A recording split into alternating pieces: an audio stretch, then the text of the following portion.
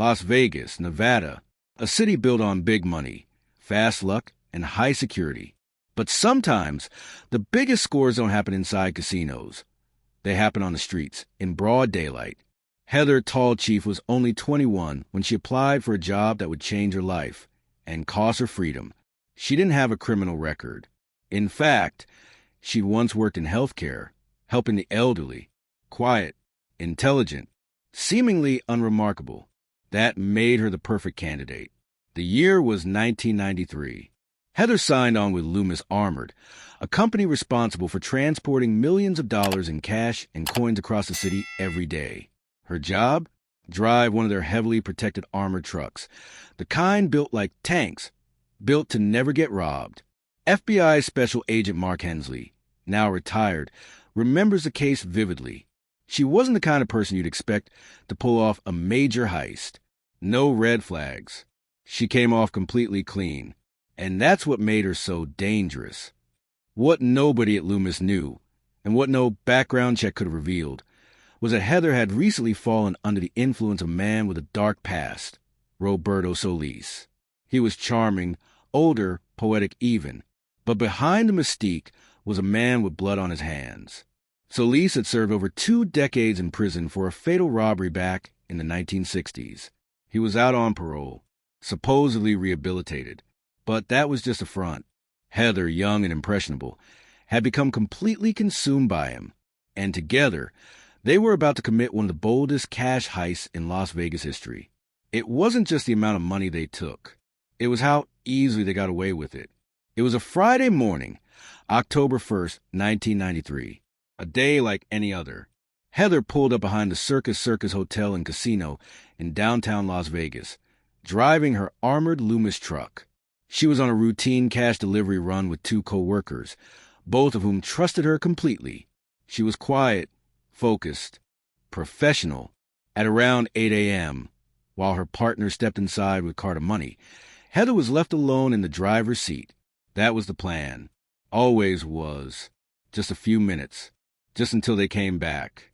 But when they returned, the truck was gone. Completely gone. She just drove off. No warning, no radio call, nothing. FBI Special Agent Hensley recalls. At first, they thought maybe she circled the block. Maybe something spooked her, but she never came back.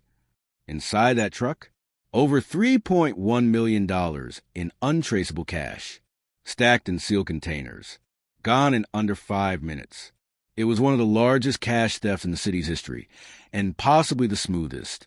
There were no gunshots, no car chases, no masks, just a clean disappearance. Surveillance footage only caught the truck arriving. No sign of it leaving. It was as if Heather Tallchief had driven it straight into thin air.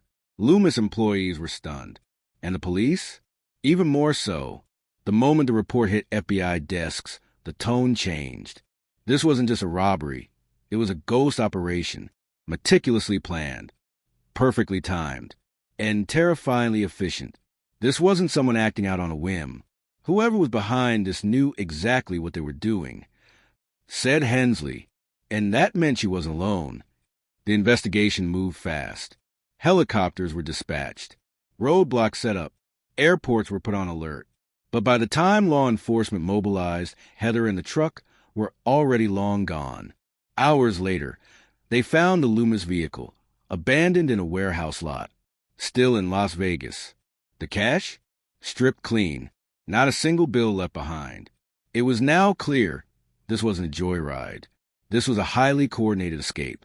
And the woman who once cared for the elderly was now at the center of a federal manhunt. As the FBI began digging deeper, it didn't take long for a second name to surface: Roberto Solis, a man with a chilling record and a history of violent crime. He had once killed a security guard during a botched robbery back in 1969 and served over 20 years behind bars. But Solis wasn't just a hardened criminal. Behind prison walls, he'd reinvented himself as a poet, a writer, even a sort of prison philosopher. He published under the pen name Panther Red and became something of a cult figure in certain circles. By the time he got out on parole in the early 90s, Solis knew exactly how to manipulate the world outside, and Heather Tallchief became his first mark. He was charismatic, convincing, one of those guys who could talk you into anything, recalled Special Agent Hensley. And Heather? She was young, idealistic. She fell under his spell. Friends would later say Heather changed after meeting Roberto. She became withdrawn, secretive. The once dedicated caregiver was now spending her time with a man nearly twice her age, with a dangerous past and a magnetic hold over her.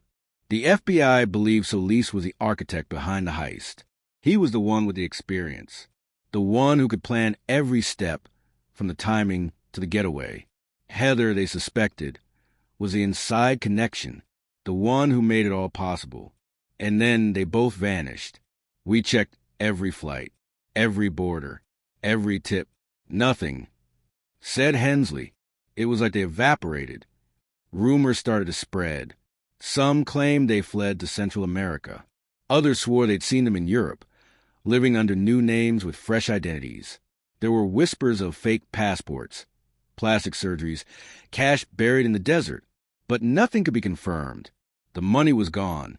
The suspects were gone. And for more than a decade, the case went cold. The FBI had its theories. But without any sightings and no digital trail to follow, they were stuck. It was one of those cases that haunted you, said Hensley, because we knew they were out there, somewhere. While the FBI chased leads across borders, Heather Tallchief and Roberto Solis were already gone. Not just from Las Vegas, but from the entire grid. They had meticulously prepared for this. Heather later revealed that fake documents, disguises, and escape routes had been lined up well in advance. Within hours of the heist, she was on a private flight, and soon after, out of the United States. They didn't just rob a truck, said Special Agent Hensley. They robbed time. They stole years of freedom for themselves. The pair moved frequently, slipping through countries in Europe and Latin America. Using aliases, they left almost no trace. Heather kept her head down, while Solis reportedly maintained control, always 2 steps ahead, always planning the next move. They had millions in cash, and with no paper trail, they could afford a life most people only dream of. Luxury apartments, secluded locations, complete anonymity. But it wasn't glamorous. She said she was always looking over her shoulder. Hensley noted she couldn't use her real name, couldn't open a bank account, couldn't make friends. That kind of life, it wears you down. At some point during their time in hiding, Heather became pregnant with Solis' child. The birth of her son would change everything. Motherhood brought clarity. The money, the escape, the freedom. It all began to feel hollow compared to the weight of raising a child under a false identity, always on a run, never truly safe. She wanted a better life for him. And then one day, Roberto disappeared. He left without warning, took the remaining money, and vanished. No note, no goodbye, nothing. Just gone. Heather was now alone, a single mother, a fugitive, and she had a choice to make. She realized she couldn't give her son a real life if they kept hiding. Said Hensley, she didn't want him growing up with the burden of a lie. So in 2005, after 12 years in hiding, Heather Tallchief walked into a federal building in Las Vegas and surrendered herself. It was something no one expected. After more than a decade as a ghost, Heather Tallchief turned herself in voluntarily.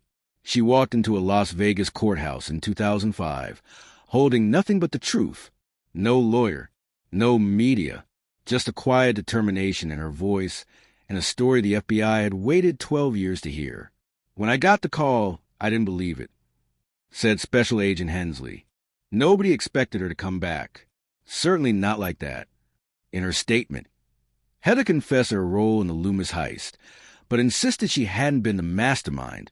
She told investigators she'd been manipulated mentally and emotionally by Roberto Solis. He had planned everything, she said, down to the moment she drove off. Heather explained how Solis coached her for weeks, how he convinced her the system was corrupt, how he painted their escape as a form of rebellion, a mission, and how, over time, that mission turned into fear. She said she felt like a puppet. Hensley shared.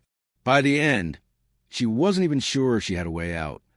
Investigators were skeptical at first, but the details Heather provided, the locations, the methods, even descriptions of their forged documents, lined up with what little they had managed to gather over the years.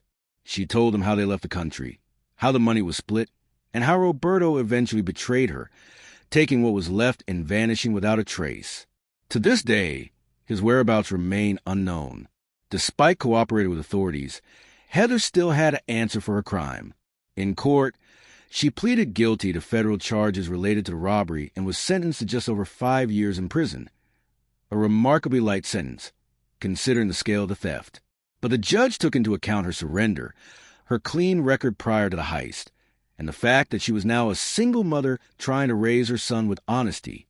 In the end, Hensley said she didn't run because she was out of options.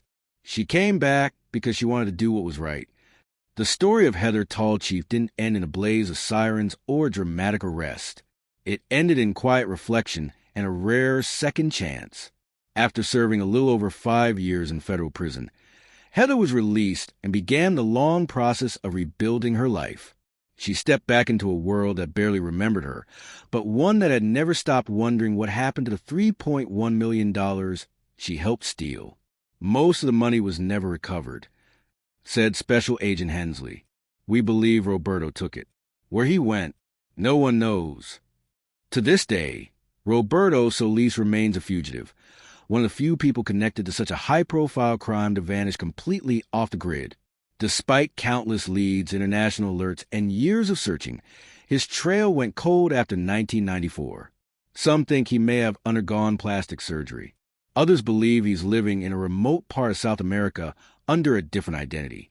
But without new evidence, it's all just theory. Heather, on the other hand, re-entered society with a quiet resolve. She kept her promise to her son, to be honest, to live openly, and never return to the shadows.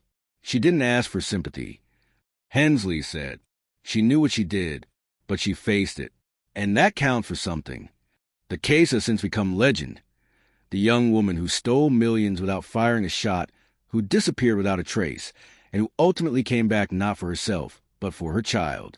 It's a story of deception, control, and one of the boldest heists ever committed in broad daylight. But more than that, it's a story about how far someone can go to make something right. She vanished for 12 years, said Hensley, but in the end, she came back. That's not how most of these stories end.